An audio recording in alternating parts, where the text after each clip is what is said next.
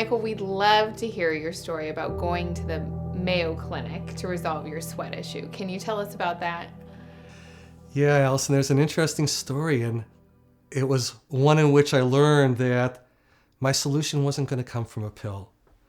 And that's been one of my key learnings going through this process, was I was searching both from an Eastern and Western standpoint as to how to resolve my lack of sweating issue.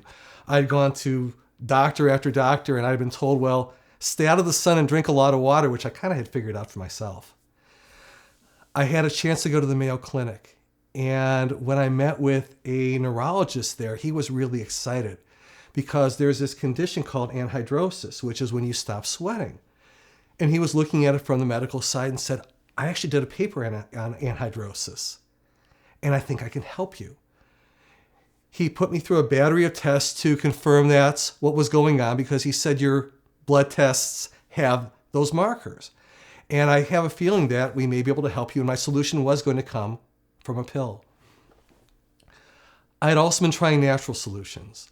I've been trying meditation, qigong, therapy, Chinese herbs, acupuncture, and a lot of non-traditional medical solutions.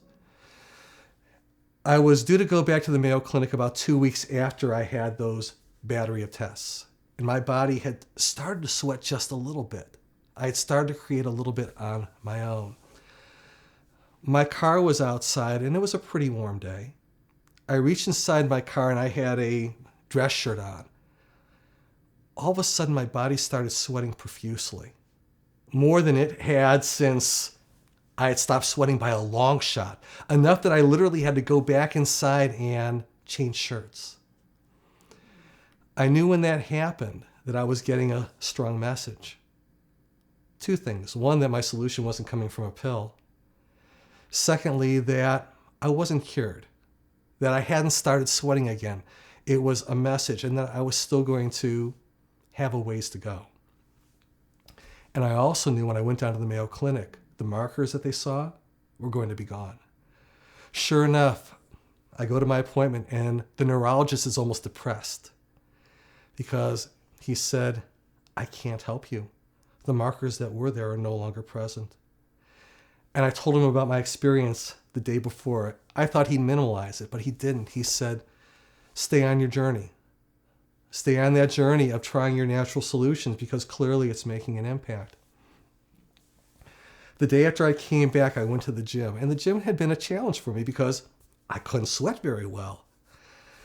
And I had one of my toughest sessions. I had to laugh because I realized I was getting the message I expected, that my solution wasn't coming from a pill.